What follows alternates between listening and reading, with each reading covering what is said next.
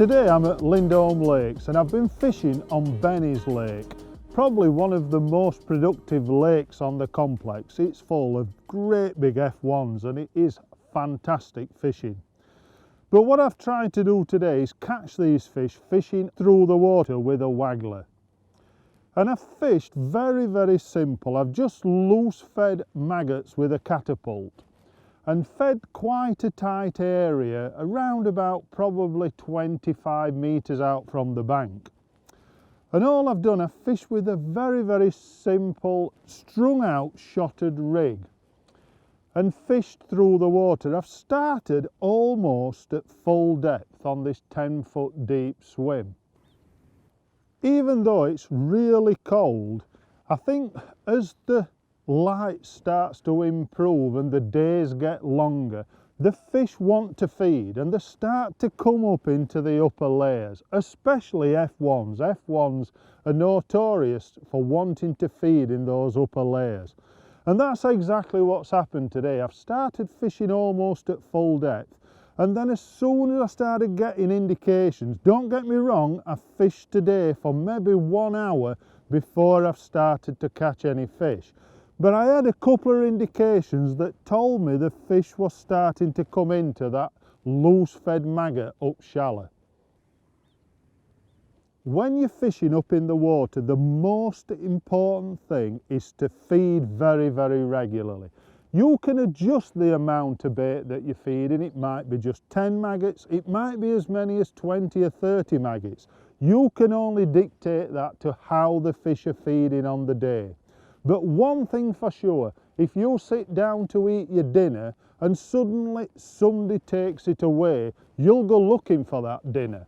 And that's the important thing. You must keep some bait falling through the water, because it's not like fishing on the bottom. When you're fishing on the bottom, the feed can land on the bottom and keep the fish in the swim.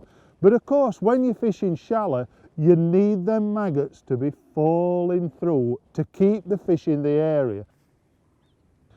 What you will notice also, that often when you're fishing a feeder and fishing on the bottom, you catch the smaller stamp F1s.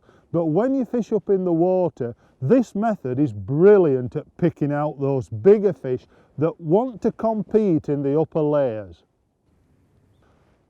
One major thing to remember, when you're fishing with a pole and fishing with a strung out type rig, it's very easy to flick that rig over and get it to straighten out. So you're fishing through the water with an arc.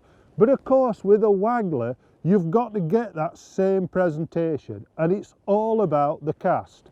You cast, feather the line and then stop the float. So what happens is all those shots straighten out in front of the float, so it lands in a line. Once this happens, you can sink the line and just bring the float back slightly to tighten everything up, and then you're fishing on the drop all the time. It's a great way to fish. If you start off feeding and fishing through the water, you will register those shots. You can almost count them down through the water. You can count 1, 2, 3, 4, 5 as those shots start to settle. But of course, as you fish, you'll not have to count, because you'll understand, your brain will start telling you when them shots are settling. If a fish intercepts the bait, you'll know instantly. Once you get into the habit of just bait your hook, flick your rig in front of yourself, feed, lift and cast, you can get into a lovely rhythm of fishing. And okay, when the fish start coming shallow, probably the best way to catch them is with a pole. But when it's cooler like this and the fish are only just starting to come shallow, the waggler can be the best method.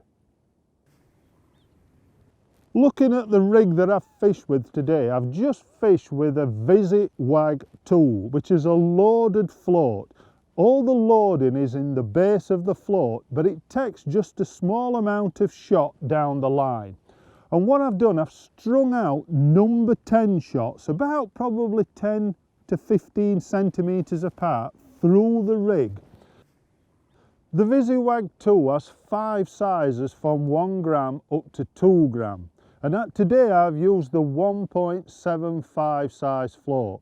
It's important when you're fishing shallow and fishing with maggots like this that you use the lightest float that you can get away with. I always use a rubber swivel float adapter at the base of the float. This means I can change the float that I want to use on the day. So okay, I've used a 1.75 grams, but if the wind had have dropped, I could have dropped down to even 1.5 grams. And of course, if the wind starts to increase, I can go bigger, just to make sure that I can reach the distance I want to fish and fish comfortable in among those loose-fed maggots. These are locked in place by float stops, and what is very important is to put 2 float stops below the weight and also 2 above. This makes the float cast much straighter. If you place 2 below and 1 above the float stops, then the float will not cast as well. It slightly veers off. It's important to put 2 stops either side of the float for it to work well. This has been a day when everything has changed through the day. We set off fishing in quite decent conditions and it was reasonably warm. As the days progressed, the winds got up and it's felt much colder, but the fish still wanted to be up in that loose feed. Today, even for me, I've been a little bit rusty and I've had an odd fish pull off that I've foul-hooked, and that's purely because I've not managed to find the right depth quick enough. And probably because I've not fished a waggler a lot this year, it's took some time to find the depth that these fish are at. And of course, if you start foul-hooking an odd fish like Silly Devil's done today, then what you've got to do is find that level that the fish are at. Come up in the water and work hard and you'll find that level where the fish are feeding.